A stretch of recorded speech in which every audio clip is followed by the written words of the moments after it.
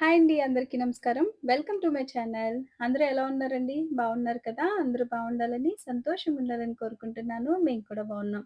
ఈరోజు వీడియోలో వచ్చేసి వంకాయి, కోడిగుడ్ల పరటుని ఎలా తయారు చేయాలో చూపించబోతున్నాను.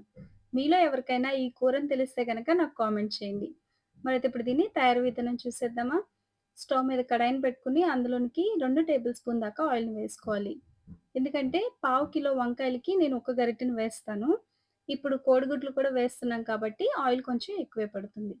మీరు మీకు అనుగుణంగా వేసుకోండి. ఆయిల్ కొంచెం వేడైన తర్వాత ఇందులోకి పావు టీ స్పూన్ దాకా జీలకర్రని వేసుకోవాలి. ఎటువంటి తాలింపులు గానీ, మసాలాలు గానీ వేయకుండా చాలా లైట్‌గా ఉంటుంది కూర. చాలా బావుంటుంది. ఇందులోకి దంచి పెట్టుకున్న వెల్లుల్లి రెబ్బలను వేసుకోవాలి.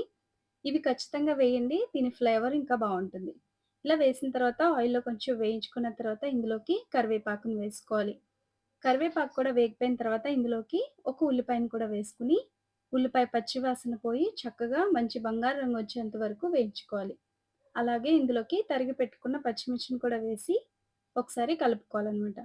ఒకసారి మీరు ట్రై చేయండి. మీకు తప్పకుండా నచ్చుతుందండి. ఎప్పుడు చేసేది ఈ విధంగా కాకుండా ఇలా కొంచెం డిఫరెంట్‌గా ఉంటుంది.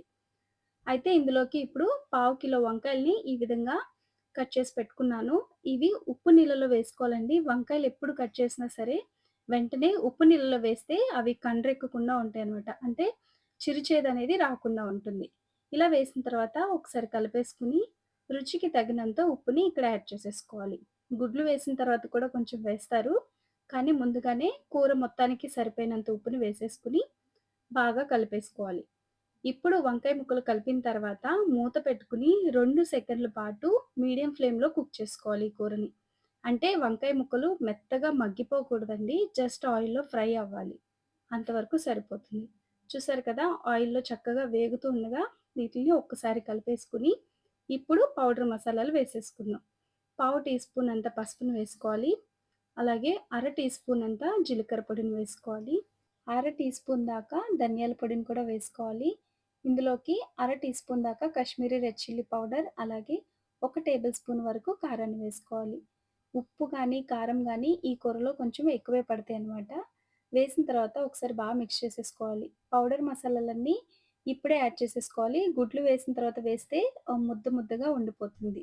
అలా కాకుండా ముందుగా సరిపోయినంత వేసేసుకొని, ఒకసారి కలిపిన తర్వాత ఈ స్టేజ్‌లో పావు కిలో వంకాయలకి 4 కోడిగుడ్లను తీసుకున్నాను. కరెక్ట్‌గా సరిపోతుందండి. ఇలాగే చేయండి. నేను చెప్పినట్లు గనక చేశారంటే ఈ కూరనేది చాలా టేస్ట్‌గా వస్తుందండి. ఇలా వేసిన తర్వాత దీనిలోకి కొద్దిగా సాల్ట్‌ని వేసుకొని, ఇప్పుడు 2 సెకన్లు అలాగే వదిలేసేయాలి. తర్వాత ఒక్కసారి లైట్‌గా కలుపుకోవాలనమాట. ఎందుకంటే వంకాయ ముక్కలు నలగకూడదు. అలాగే చూస్తున్నారు కదా! చక్కగా కోడిగుడ్లు పెద్ద పెద్ద క్రంబుల్స్ వచ్చి చాలా టేస్ట్‌గా వస్తుంది. ఇలా నేను చెప్పినట్లు ఒకసారి ట్రై చేయండి. మరలా మరలా ఇదే చేసుకొని తింటారు. అంత బావుంటుంది. పిల్లలైతే అడిగి మరీ వండించుకుంటారనమాట ఈ రెసిపీని. ఇలా ఒకసారి మిక్స్ చేసేసిన తర్వాత వంకాయ ముక్కలు చూసారు కదా! చక్కగా వేగిపోయినియి. అంటే కుక్ అవ్వనియి. అవి మొత్తం మెల్ట్ అయిపోవట్లేదు. ఇలా వేసిన తర్వాత 2 నిమిషాల పాటు మూత పెట్టుకోవాలి. ఎందుకంటే గుడ్లులో ఏమన్నా చెమ్మదనం ఉన్నా పోతుందనమాట. ఇలా ఆయిల్ పైకొచ్చేసిన తర్వాత లాస్ట్‌లో కొత్తిమీరని వేసుకొని సర్వ్ చేసుకోవటమే. చాలా సింపుల్ అండ్ టేస్టీ వంకాయి కోడిగుడ్ల పరటు రెడీ అయిపోయింది. మరి మీరు ట్రై చేయండి. మీరు ట్రై చేసిన తర్వాత మీకెలా కుదిరిందో నాకు కామెంట్ ద్వారా తెలియపరచండి. ఇలాంటి సింపుల్ రెసిపీస్ కోసం నా ఛానెల్‌ని సబ్స్క్రైబ్ చేయండి. ఇలాగే నన్ను సపోర్ట్ చేసినందుకు మీ అందరికీ నా ధన్యవాదములు.